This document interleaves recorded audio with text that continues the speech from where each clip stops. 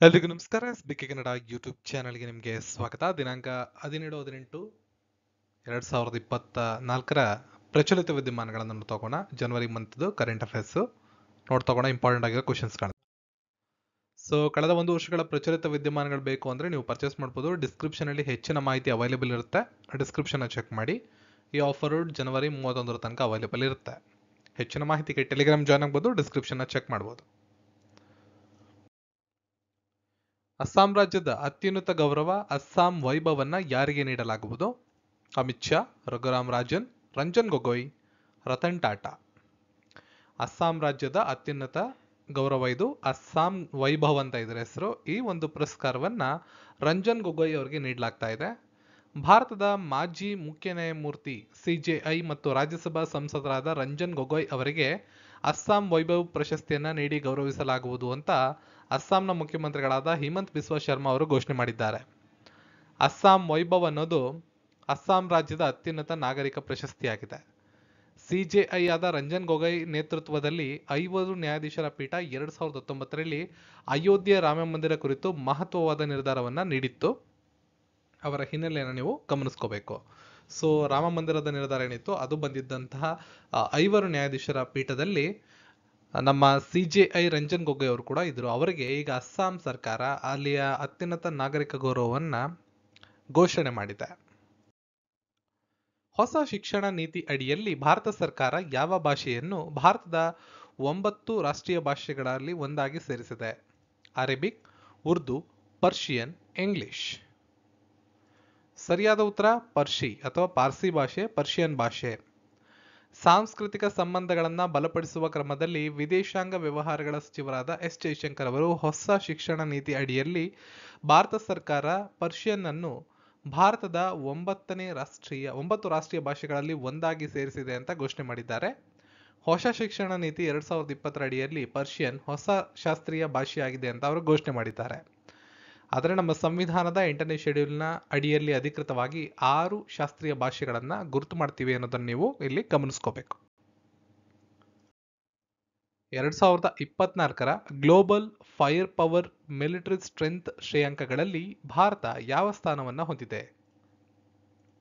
8, 6, 5, 4. ಸರಿಯಾದ ಉತ್ತರ 4ನೇ ಸ್ಥಾನವನ್ನ ಭಾರತ ಹೊಂದಿದೆ. 2024ರ ಜಾಗತಿಕ ಫೈರ್ ಪವರ್ ಮಿಲಿಟರಿ ಶಕ್ತಿ ಶ್ರೇಯಾಂಕಗಳು ಪ್ರಪಂಚಾದ್ಯಂತ ಮಿಲಿಟರಿ ಸಾಮರ್ಥ್ಯಗಳ ಸಮಗ್ರ ಮೌಲ್ಯಮಾಪನವನ್ನು ತಿಳಿಸ್ತಕ್ಕಂಥ ಶ್ರೇಯಾಂಕವಾಗಿದೆ. 145 ದೇಶಗಳನ್ನು ಒಳಗೊಂಡಿರುವ ಶ್ರೇಯಾಂಕಗಳಲ್ಲಿ ಪಡೆಗಳ ಸಂಖ್ಯೆ, ಮಿಲಿಟರಿ ಉಪಕರಣಗಳು, ಆರ್ಥಿಕ ಸ್ಥಿರತೆ, ಭೌಗೋಳಿಕ ಸ್ಥಳ, ಲಭ್ಯವಿರುವ ಸಂಪನ್ಮೂಲಗಳು ಒಳಗೊಂಡಂತೆ 60ಕ್ಕೂ ಹೆಚ್ಚು ಅಂಶಗಳನ್ನು ಗಣನೆಗೆ ತೆಗೆದುಕೊಂಡು ಶ್ರೇಯಾಂಕವನ್ನು ಬಿಡುಗಡೆ ಮಾಡಲಾಗಿದೆ. ಇದರಲ್ಲಿ ಭಾರತ 4ನೇ ಸ್ಥಾನವನ್ನು ಪಡೆದುಕೊಳ್ಳುತ್ತೆ. ಗ್ವಾಟೆಮಾಲಾ ದೇಶದ ಅಧ್ಯಕ್ಷರಾಗಿ ಕೆಳಕಂಡ ಯಾರು ಪ್ರಮಾಣ ವಚನವನ್ನ ಸ್ವೀಕರಿಸಿದ್ದಾರೆ? ಪ್ರಶ್ನೆಗೆ ಸರಿಯಾದ ಉತ್ತರ ಬರ್ನಾರ್ಡ್ ಅಲೆವಾರೋ. ಬರ್ನಾರ್ಡ್ ಅಲೆವಾರೋ ಅವರು ಜನವರಿ 15, 2024ರಂದು ಗ್ವಾಟೆಮಾಲಾದ ಅಧ್ಯಕ್ಷರಾಗಿ ಅಧಿಕೃತವಾಗಿ ಪ್ರಮಾಣ ವಚನವನ್ನ ಸ್ವೀಕರಿಸಿದ್ದಾರೆ. ಸೊ ಅಲೆಮಾಲೋ ಅವರಿಗೆ 65 ವರ್ಷ ವಯಸ್ಸಾಗಿದೆ. 65 ವರ್ಷ ವಯಸ್ಸಿನ ರಾಜತಾಂತ್ರಿಕ ಮತ್ತು ಸಮಾಜಶಾಸ್ತ್ರಜ್ಞರು ಪ್ರಗತಿಪರ ಚಳುವಳಿಯನ್ನ ಮುನ್ನಡೆಸುವ ಪ್ರಜಾಪ್ರಭುತ್ವ ವಕೀಲರಾಗಿ ಇವರನ್ನ ಕಾಣಲಾಗುತ್ತೆ. ಅವರ ಅಧ್ಯಕ್ಷತೆಯಲ್ಲಿ ಗ್ವಾಟೆಮಾಲಾಕ್ಕೆ ಜಲಾನಯನ ಕ್ಷಣ ಅಂತ ಪರಿಗಣಿಸಲಾಗ್ತಾ ಇದೆ.